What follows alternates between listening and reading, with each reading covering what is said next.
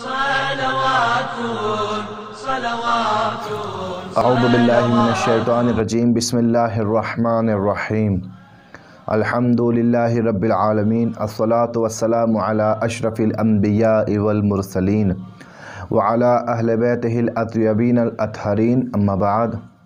ناظرین اکرام السلام علیکم ورحمۃ اللہ وبرکاتہ۔ آج آپ کی خدمت میں آمادگی ظہور آن لائن کلاسز کی جانب سے درس نہج البلاغہ لے کر حاضر ہوئے ہیں، اور ہمارا موضوع نہج البلاغہ کلمات قصار، مولا علی علیہ السلام کی وہ حکمتیں، اور ان حکمتوں کے ذریعے سے ہم اپنی زندگی کو بہتر سے بہتر بنانے کی کوشش کریں اور اپنے وقت کے امام سے نزدیک ہو سکیں۔ اس علم کا مقصد فقط اور فقط یہی ہے کہ ہم اس علم کے ذریعے سے اپنے عمل کو بہتر بنا سکیں اور عمل کے ذریعے سے امام کی نصرت کے لیے آمادہ ہو سکیں۔ حکمت نمبر 22، اس کا پہلا حصہ آپ کی خدمت میں ہم نے پیش کیا تھا۔ بسم اللہ الرحمن الرحیم، قرینت الہیبۃ بالخیبہ، یہ آپ کی خدمت میں ہم نے پیش کیا تھا کہ ڈر نا امیدی کو لے کر آتا ہے، اور یہی دوسری بات جو مولا فرمانا چاہتے ہیں وہ بھی اسی سے مشابہ ہے۔ مولا کہہ رہے ہیں قرینت الہیبۃ بالخیبہ، یعنی جہاں ڈر ہوتا ہے وہاں نا امیدی ہوتی ہے، والحیاء بالحرمان، اور جہاں شرم ہوتی ہے وہاں محرومی ہوتی ہے۔ لہٰذا جو انسان بہت زیادہ شرم کا شکار رہتا ہے وہ انسان محروم رہ جاتا ہے، جو انسان شرم کرتا ہے وہ محروم ہوتا ہے۔ جس طریقے سے اس سے پہلے والے جملے میں ہم نے بتایا تھا کہ جہاں مولا نے فرمایا قرینت الہیبۃ بالخیبہ، ڈر کو نا امیدی کے ساتھ میں مقرون کیا گیا ہے، اس کا مطلب وہ ڈر نہیں ہے کہ جو عقل اور شر کے مطابق درست ہے، نہیں، بلکہ وہ ڈر کہ جو عقل اور شر کے مطابق نادرست ہے، جسے نہ عقل قبول کرتی ہے اور نہ شریعت قبول کرتی ہے۔ لہٰذا یہاں بھی یہ کہا جائے گا کہ یہاں شرم سے مراد، حیا سے مراد وہ حیا نہیں ہے کہ جسے اسلام نے حیا کو زینت قرار دیا ہے انسان کی، اور جس حیا کی تاکید کی ہے۔ وہ حیا اپنی جگہ بہت محترم ہے، وہ یعنی انسان کا گناہوں سے حیا کرنا، گناہوں سے شرمانا، انسان کا برے کاموں سے حیا کرنا، یہ حیا درست ہے، اور مولا نے اس حیا سے منع نہیں کیا، اس شرم سے منع نہیں کیا۔ لیکن ایک اور شرم ہوتی ہے، وہ شرم نامناسب ہے۔ بعض چیزوں میں شرمانا نامناسب ہے، اور اگر انسان ان چیزوں میں بھی حیا اور شرم کا شکار ہو جائے گا تو یہ انسان محروم رہ جائے گا، بہت سی چیزوں سے انسان محروم رہ جائے گا۔ اگر ہم دیکھیں کہ مولا اس جملے سے کیا بتانا چاہتے ہیں، مولا یہ بتانا چاہتے ہیں کہ تمہارا ہر عمل، تمہارا ہر کام اگر عقل کے مطابق اور شریعت کے مطابق ہے تو وہ کام پسندیدہ ہے، اور اگر کوئی کام تمہارا عقل اور شریعت کے خلاف ہے وہ کام ناپسندیدہ ہے، وہ کام جو ہے قابل پسند نہیں ہے۔ ہم اہل بیت اس کام کو پسند کرتے ہیں کہ جو عقل بھی قبول کرے اور شریعت بھی اس کو پسند کرے۔ لہٰذا جہاں کہا گیا ڈر عقل کے مطابق ہو وہاں ڈر پسندیدہ ہے، جہاں ڈر شریعت کے مطابق ہو وہ پسندیدہ ہے، لیکن جہاں ڈر عقل اور شریعت کے خلاف ہو وہاں پر ڈر کے ساتھ میں نا امیدی ہے۔ جہاں پر شرم اور حیا عقل کے مطابق ہو وہاں شرم اور حیا اچھی ہے، جہاں پر شرم اور حیا شریعت کے مطابق ہو وہاں پر شرم اور حیا اچھی ہے، لیکن جہاں پر شرم و حیا عقل کے بھی خلاف ہو اور شریعت کے بھی خلاف ہو وہاں پر یہ شرم و حیا محرومی کو ساتھ لے کے آتی ہے۔ لہٰذا انسان کو جو بھی کوئی عمل انجام دینا ہے وہ عمل عقل کے بھی مطابق ہونا چاہیے، شریعت کے بھی مطابق ہونا چاہیے۔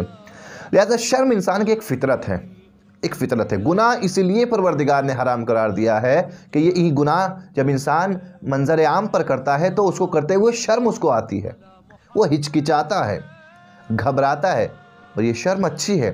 اگر انسان کے دل میں شرم باقی ہے، یہ حیا باقی ہے، تو یہ حیا اس کو اس گناہ سے روکتی ہے۔ ایک مثال آپ کی خدمت میں دیتا چلوں، ایک چور چھپ کر چوری کیوں کرتا ہے؟ ایک چور پنہا ہو کر رات میں چوری کیوں کرتا ہے؟ اس لیے تاکہ وہ دن میں لوگ اس کو چوری کرتا ہوا نہ دیکھ لیں۔ کیوں؟ کیونکہ جب دن میں وہ چوری کرے گا اور لوگ اس کو چوری کرتا ہوا دیکھیں گے وہ شرمندہ ہوگا، پورے معاشرے میں لوگ اس کو چور کے نام سے مشہور کر دیں گے، کسی کا اس کے اوپر اعتبار نہیں ہوگا، کوئی اس پر بھروسہ نہیں کرے گا۔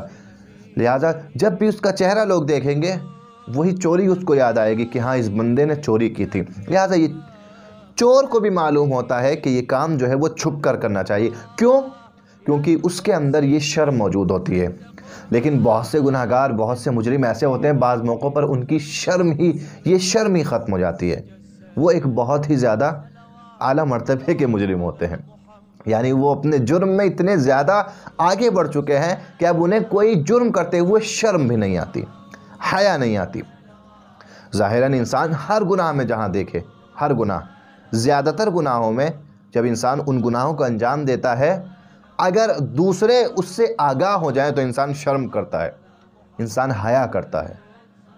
واقعاً یہ حیا قیمتی چیز ہے، اور بہت سے موقعوں پر یہ حیا انسان کو اس گناہ سے بچا لیتی ہے۔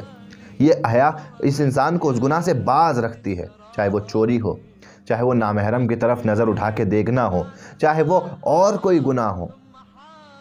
یہ حیا ہے جو اس کے کام آتی ہے۔ اور یہ سوچو کہ جو تم، حدیث کا جملہ ہے، جو گناہ تم خلوت میں انجام دے رہے ہو، اگر وہ گناہ خدا لوگوں کے سامنے لے آئے، تمہاری عزت کا کیا ہوگا، تمہارے احترام کا کیا ہوگا۔ واقعاً یہ پروردگار عالم نے ہمارے گناہوں کو چھپا کر جو رکھا ہوا ہے، یہ فقط اسی وجہ سے کہ انسان حیا کرے، انسان شرم کرے، اور شرم کر کے انسان اپنے آپ کو گناہوں سے دور کرے۔ لیکن بعض موقعوں پر انسان کی یہ شرم عقل کے بھی خلاف ہوتی ہے اور شریعت کے بھی خلاف ہوتی ہے۔ جہاں انسان عقل کے خلاف اور شریعت کے خلاف انسان شرم کا استعمال کرے، وہاں یہ شرم غلط ہے، اور یہ شرم اس کی محرومی کا سبب بن جاتی ہے۔ ایک مثال اس کے لیے بھی دی جا سکتی ہے۔ مثلا ایک طالب علم ہے، ایک اسٹوڈنٹ ہے، وہ کلاس میں استاد سے سوال پوچھتے ہوئے شرمائے، تو یہاں ہر کوئی یہی کہے گا، اس کے ماں باپ ہوں، اس کے استاد ہوں، یا اس کے عقل مند دوست ہوں، یہی کہیں گے کہ بھائی اگر تم نے یہاں سوال کرنے میں شرم محسوس کی تو تم علم سے محروم رہ جاؤ گے، پھر علم تمہارے پاس نہیں آنے والا۔ اگر تمہیں علم حاصل کرنا ہے تو اس شرم کو چھوڑنا پڑے گا۔ یہ شرم یہاں پر کسی کام کی نہیں ہے، یہاں پر ایک حوصلے کی ضرورت ہے، ہمت کی ضرورت ہے کہ استاد سے آگے بڑھ کے سوال کرنا چاہیے۔ بہت سے انسان ہوتے ہیں مثلا مسائل دین سیکھنے میں شرمانا، مسائل سیکھنے میں شرمانا، یہ شرم بہت سی وجہ سے ہو سکتی ہے۔ مثلا کوئی انسان سوچتا ہے کہ نہیں مجھے مسائل نہیں سیکھنے، شرم آتی ہے پڑھتے ہوئے، عمر ہو گئی ہے زیادہ، اب شرم آتی ہے۔ نہیں، یہاں شرمانا غلط ہے۔ قرآن مجید کا بھی قول ہے، قرآن مجید فرماتا ہے کہ علم حاصل کرو، تمہیں ہم نے اسی لیے پیدا کیا ہے کہ تم علم حاصل کرو، تم علم کے ذریعے سے خدا کو پہچانو۔ اور یہ حدیث رسول بھی ہے، اطلبوا العلم من المہد الی اللحد، علم حاصل کرو گہوارے سے قبر تک۔ اب رسول تو کہہ رہے ہیں کہ جھولے سے لے کر قبر تک علم ہی حاصل کرتے رہو، اور انسان ایک عمر آنے کے بعد میں شرمانے لگے کہ نہیں اب ہماری علم حاصل کرنے کی عمر نہیں رہی، اب ہم نے جو پڑھنا تھا پڑھ لیا۔ نہیں، معصومین کی تاکید یہ ہے کہ زندگی کا کوئی لمحہ ایسا نہ ہو وہ لمحہ تمہارے علم میں اضافہ نہ کرے، تمہیں ہر روز اپنے علم میں اضافہ کرنا ہے۔ لہذا کبھی انسان یہ نہ سوچے کہ میں نے اب تک جو پڑھ لیا بس پڑھ لیا، اب اس کے بعد اگر پڑھوں گا تو شرم آئے گی مجھے۔ نہیں، یہ شرمندگی انسان کو بقیہ علوم سے محروم کر دیتی ہے۔ ہم نے ایسے ایسے مراجع کی تاریخ دیکھی ہے کہ آخر وقت میں، ایک مرجع کے بارے میں کہا جاتا ہے کہ آخر وقت میں، خود مرجع وقت تھے، آیت اللہ العظمیٰ تھے، آخری وقت میں جب احتضار کا وقت تھا اپنے استاد کو بلاتے ہیں اور ایک مسئلہ شرعی پوچھتے ہیں۔ وہ مسئلہ شرعی استاد بتا دیتے ہیں۔ استاد نے حیران ہو کے سوال کیا کہ آخر تم آخری وقت میں بھی مسئلہ شرعی کیوں پوچھ رہے ہو؟ کہ اچانک سے کچھ ہی دیر پہلے یہ شبہ میرے ذہن میں آیا، بس چاہتا ہوں اس دنیا سے اس حالت میں نہ جاؤں کہ کوئی شبہ میرے ذہن میں رہے اور اس کا جواب میں نہ ڈھونڈ پاؤں۔ لہٰذا میں چاہتا ہوں کہ اس دنیا سے اسی حالت میں جاؤں کہ مسلسل علم حاصل کرنے کی مسیر اور علم حاصل کرنے کی راہ میں آگے بڑھتا رہوں۔ لہٰذا انسان کو علم حاصل کرنے کی راہ میں شرمانا نہیں چاہیے، انسان کو حلال کام سے شرمانا نہیں چاہیے، کسی بھی جائز کام میں شرمانا نہیں چاہیے۔ بہت سے لوگ سوال پوچھتے میں شرماتے ہیں، لہٰذا کچھ حدیثیں اسی ذیل میں ہم آپ کی خدمت میں پیش کرتے ہیں تاکہ ان حدیثوں کے ذریعے سے ہمارا یہ درس اور زیادہ نورانی ہو جائے، کیونکہ رسول کا کلام، ائمہ کا کلام خود نورانی ہوتا ہے، اور جہاں بھی ان کلام کو ذکر کیا جاتا ہے وہ مجمع، وہ جگہ، وہ سننے والوں کے اذہان، یہ تمام چیزیں نورانی ہو جاتی ہیں۔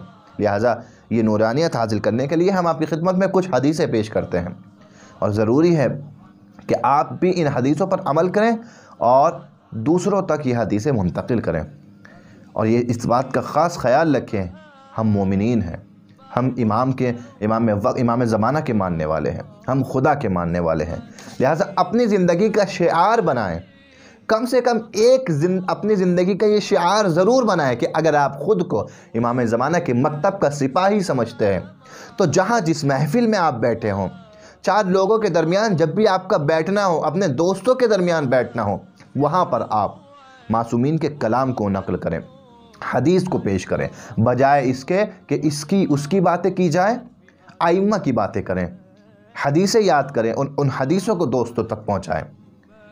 لہٰذا آج ہمارے ہاں جو 4 لوگ مل کر بیٹھتے ہیں تو نامناسب باتیں زیادہ ہوتی ہیں، لہٰذا ان باتوں کی جگہ اگر یہ نورانی ذکر آپ وہاں عام کریں گے تو سب سے پہلا فائدہ یہ اہل بیت کا ذکر عام ہوگا، اس کا آپ کو ثواب ملے گا۔ دوسرا فائدہ، وہ جو نامناسب نازیبہ باتیں ہوتی تھیں ان باتوں سے آپ بچ جائیں گے۔ لہٰذا یہ نورانی احادیث، اس کے نورانیت سے خود بھی فیضیاب ہوں اور دوسروں کو بھی فیضیاب کریں۔ امام فرماتے ہیں السوال نصف العلم، سوال آدھا علم ہے۔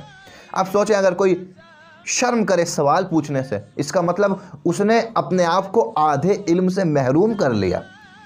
کوئی اگر سوال پوچھنے سے شرم کرے، اسی لیے بارہا اور بارہا تاکید کی جاتی ہے ہماری کلاسز میں کہ آپ جب کسی کلاس میں حاضر ہوئے ہیں، چاہے آن لائن ہو یا آف لائن ہو، آپ کوئی بھی بات اگر مکمل طور پر نہیں سمجھے ہیں تو سوال کریں اس بات کے متعلق کہ اگر ہمیں یہ بات مکمل سمجھ میں نہیں آئی، اس کی تھوڑی تشریح کر دیں تاکہ سمجھ میں آ جائے۔ السوال نصف العلم، سوال آدھا علم ہے۔ آدھا علم اسی وقت آپ کو یہ آئے گا جب آپ سوال کریں گے۔ کیوں؟ قرآن مجید میں بہت سی آیتوں میں یسألونک یسألونک یسألونک آیا ہے۔ کہیں پروردگار کہتا ہے یسألونک عن المسجد الحرام، اے رسول یہ تجھ سے مسجد الحرام کے بارے میں سوال کرتے ہیں۔ کہیں خدا کہتا ہے یسألونک عن الیتامی، اے رسول یہ تجھ سے یتیموں کے بارے میں سوال کرتے ہیں۔ کہیں خدا کہتا ہے یسألونک عن الانفال، اے رسول یہ تجھ سے مال غنیمت کے بارے میں سوال کرتے ہیں۔ کہیں خدا کہتا ہے یسألونک عن الروح، اے رسول یہ لوگ تجھ سے روح کے بارے میں سوال کرتے ہیں۔ اب اگر یہ سوال نہ ہوتے تو ان کا جواب قرآن کی صورت میں نہیں آتا۔ یہ صحابہ کی طرف سے سوال ہوئے، بدلے میں وحی نازل ہوئی اور وحی اور قرآن کی صورت میں جواب آیا۔ لہذا ہر موقع پر انسان کو سوال کرنا چاہیے، کیا پتہ کوئی شبہ، کیا پتہ کوئی ڈاؤٹ استاد واضح نہ کر پایا ہو، اور آپ کے سوال کرنے سے وہ بات دوسروں کے لیے بھی واضح ہو جائے۔ قرآن مجید کی تائید ہے، یسألونک یسألونک بہت سی آیتوں میں موجود ہے۔ خود ائمہ معصومین کی تائید ہے۔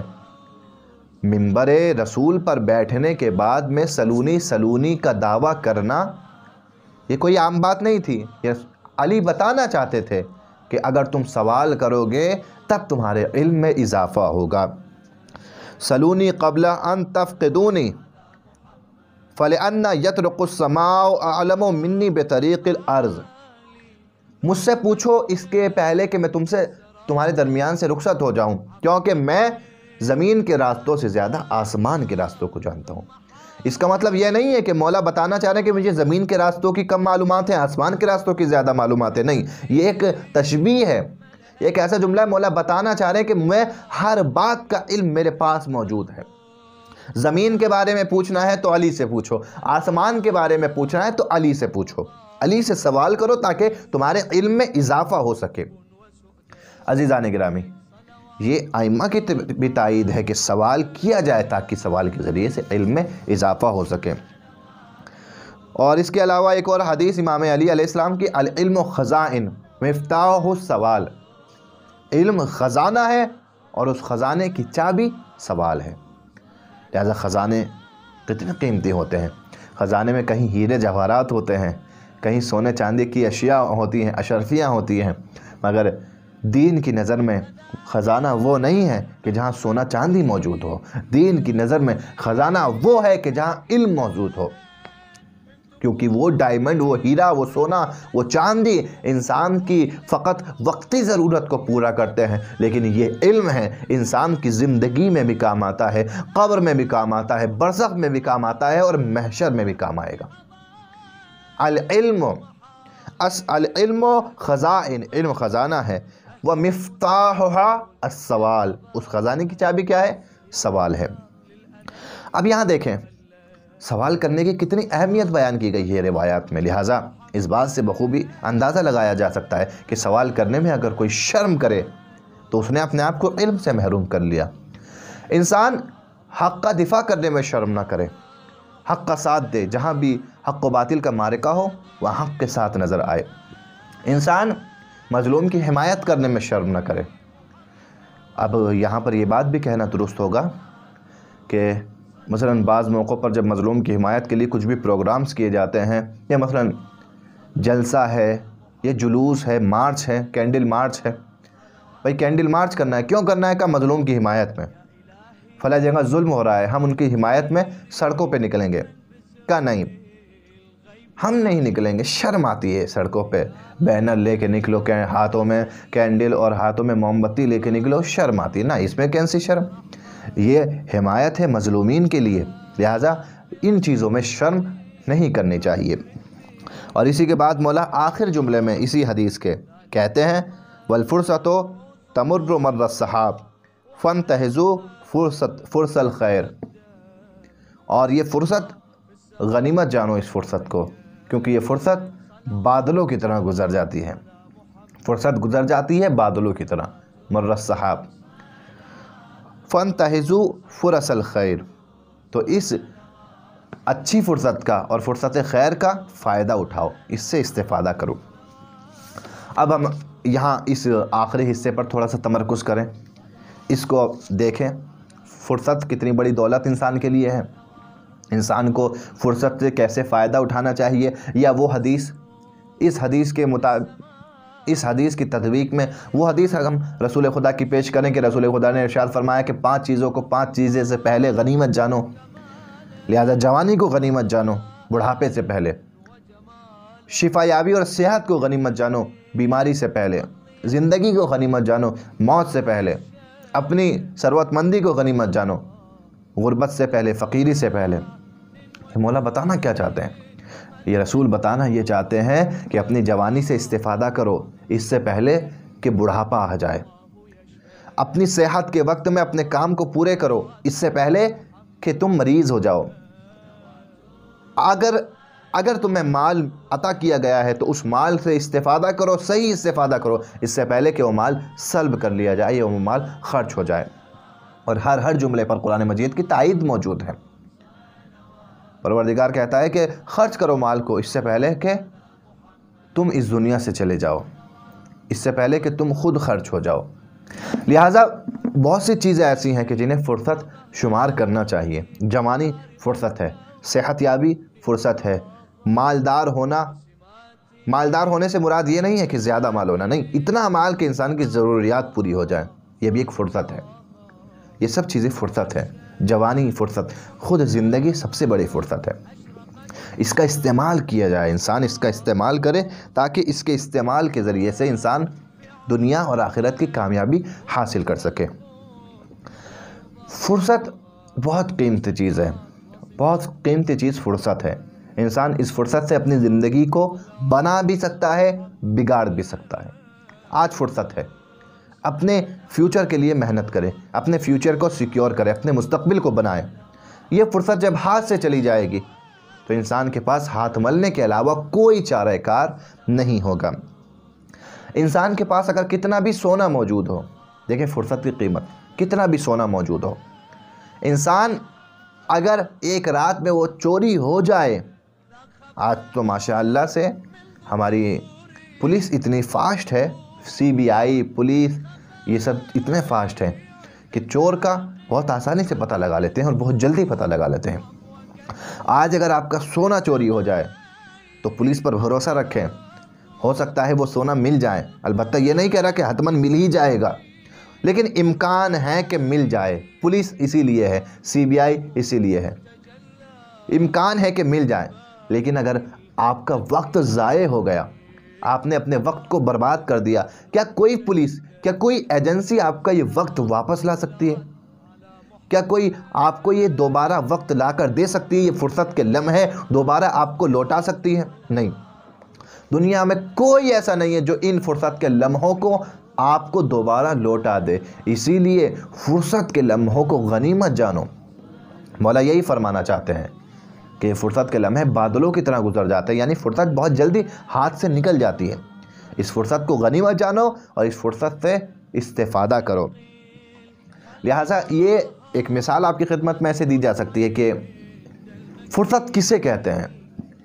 یعنی انسان کا اپنی زندگی میں اپنے مقصد کے لیے اسباب بھی فراہم ہو، حالات بھی فراہم ہو، اور خود اس کی صلاحیتیں بھی فراہم ہو، اور پھر بھی اپنے مقصد کے لیے کچھ حرکت نہ کرے، تو اس کا مطلب یہ ہے کہ اس نے اپنی فرصت سے فائدہ نہیں اٹھایا، اس نے اپنی فرصت کو برباد کر دیا۔ ایک انسان چاہتا ہے علم حاصل کرے، مثال، اب ہماری زیادہ تر مثالیں علم کے اوپر ہوتی ہیں۔ ایک انسان چاہتا ہے علم حاصل کرے، ایک اچھا استاد بھی موجود ہے، کتابیں بھی موجود ہیں، کلاس روم بھی موجود ہے، قلم کاغذ بھی موجود ہے، وائٹ بورڈ بھی موجود ہے، سارے اسباب فراہم ہیں۔ اس انسان کے پاس وقت بھی ہے، استاد بھی کھڑا ہوا ہے اور کہہ رہا ہے پڑھ لو، مگر پھر بھی انسان جو ہے، پھر بھی یہ بچہ پڑھنے میں کوتاہی کرے اور کلاس روم سے فرار کر جائے، تو کہا جائے گا کہ سارے اسباب فراہم تھے پڑھنے کے لیے، تو نے پھر بھی نہ پڑھا، اس کا مطلب تو نے فرصت سے صحیح فائدہ نہیں اٹھایا۔ یہ ہر جگہ آپ اس مثال کو استعمال کر سکتے ہیں۔ انسان کے پاس جوانی ہے، طاقت ہے، انسان اپنے اہل و عیال کے لیے محنت کر سکتا ہے، رزق کا انتظام کر سکتا ہے، انسان کو اللہ نے طاقت دی ہے، قوت دی ہے، اس کے باوجود یہ انسان گھر سے نہ نکلے، اور پتہ ہے اسے گھر سے نکلوں گا، کوئی کام ڈھونڈوں گا، گھر والوں کے لیے رزق و روزی کا اہتمام کروں گا، مگر گھر سے نہ نکلے اور گھر میں ہی رہے اور کہے کہ پروردگار مجھے غیب سے روزی پہنچا، تو غیب سے روزی پہنچانے والا ہے، میں کیوں جاؤں کام کروں؟ نہیں، یہ فرصت ہے جو اللہ نے تمہیں دی ہے، اس فرصت سے تم نے فائدہ نہیں اٹھایا۔ اللہ پر توکل کرنے کا مطلب یہ نہیں ہے کہ گھر میں بیٹھو اور آسمان سے پیسوں کی بارش ہونے کا انتظار کرو۔ اللہ کا توکل کرنے کا مطلب یہ ہے کہ اپنے کام کی تلاش میں نکلو اور محنت مزدوری کر کے اپنے اہل و عیال کے لیے خدا سے رزق طلب کرو۔ یہ ہے توکل علی اللہ، اور یہ ہے فرصت، یہ فرصت ہے، اور اس فرصت کا انسان کو استعمال نیک کاموں میں اپنی زندگی کے کرنا چاہیے، اور یہ فرصت کا استعمال کر کے انسان اپنی زندگی کو، اپنے مستقبل کو، اپنے فیوچر کو اور اپنے آخرت کو سنوار سکتا ہے۔ لہٰذا انسان کا لمبی عمر ہونا فرصت نہیں ہے۔ ہرگز یہ نہ سوچے کہ فرصت ہمیں زیادہ ملے گی اگر ہم 100 سال جئیں گے تو کتنی فرصت ہے، نہیں۔ 100 سال جینے والوں، بہت سے 100 سال جینے والے ایسے گزرے ہیں کہ جنہوں نے زندگی میں کوئی کمال نہ کر کے دکھایا، بہت سے 100 سال جینے والے ایسے بھی گزرے ہیں، بہت سے 35 اور 40 سال جینے والے یا 25 سال جینے والے ایسے گزرے ہیں کہ انہوں نے اپنی اس 25 سالہ زندگی میں ایسا کمال کر کے دکھا دیا کہ تاریخ رقم ہو گئی۔ علامہ ہلی کتنے سال کی عمر میں مجتہد بنے؟ روایت ہے 7 سال کی عمر میں آپ مجتہد بنے، یا 5 سال کی عمر میں مجتہد بنے۔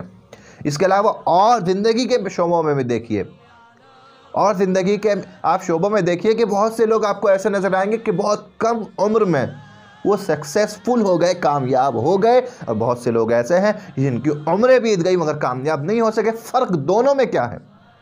یہ جو کامیاب ہو گیا ہے اس نے اپنی عمر کو غنیمت جانا، اس فرصت سے فائدہ اٹھایا۔ جو کامیاب نہیں ہو سکا اس نے اپنی فرصت سے فائدہ نہیں اٹھایا۔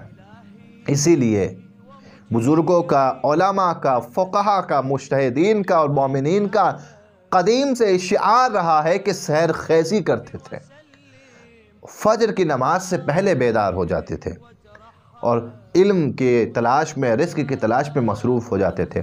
یہ سحر خیزی برکت کا سبب بنتی تھی، یعنی انسان صبح کی نماز پڑھنے سے پہلے بیدار ہو، صبح کی نماز پڑھے اور پھر اپنے کاروبار میں مصروف رہے۔ آخر میں بس ایک واقعہ آپ کی خدمت میں پیش کرتا ہوں تاکہ اس واقعے سے عبرت حاصل ہو سکے، اس واقعے سے ہم اپنی زندگی میں اس فرصت کی قیمت کو پہچان سکیں۔ یہ فرصت کی قیمت، بڑی قیمتی لمحے ہیں، اور ان لمحوں کو یوں ہی رائے گاہ نہیں جانے دینا چاہیے۔ اب آپ اگر، کیونکہ ہم لوگ بھی انہی چیزوں کا شکار ہیں، آپ اگر موبائل کھولیں، ایک طرف فیس بک ہے، ایک طرف واٹس اپ ہے، ایک طرف ٹیلی گرام ہے، ایک طرف نہ جانے کون کون سی ایپس ہیں۔ خدا کا شکر کہ ٹک ٹاک اور پب جی جیسی یہ نامناسب ایپس جو ہیں وہ بند ہوئیں، اور بہت سے نوجوان اپنی فرصت کا صحیح استعمال کرنے لگے۔ لیکن آپ اگر فیس بک پہ جائیں، کتنا وقت انسان کا ضائع ہو جاتا ہے، واٹس اپ پر کتنا وقت انسان کا ضائع ہو جاتا ہے۔ لیکن اگر انہی چیزوں کا استعمال نیک اور شائستہ کاموں میں کیا جائے تو یہ کہا جائے گا کہ فرصت سے فائدہ اٹھانا۔ کوئی انسان 1 گھنٹے تک فون استعمال کرے، مگر وہ علم دین کا حاصل کرنے کے لیے استعمال کرے یا کسی دعا پڑھنے کے لیے استعمال کرے، لیکن اگر ایک انسان پورے دن فون چلاتا رہے، اس سے کوئی استفادہ، نیک استفادہ نہ کرے، تو کہا جائے گا اس نے فرصت کا صحیح فائدہ نہیں اٹھایا۔ آج یہ بھی ہمارے سامنے فرصت ہے، ایسے لوگ کہ جن لوگوں تک علم نہیں پہنچ پا رہا تھا، سوشل میڈیا کے ذریعے سے آج ان لوگوں تک علم پہنچ رہا ہے۔